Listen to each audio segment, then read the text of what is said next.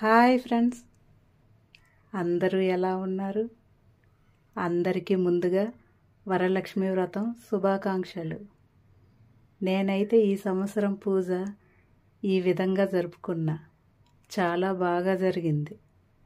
మీరందరూ ఈ సంవత్సరం వరలక్ష్మి వ్రతాన్ని ఎలా జరుపుకున్నారు?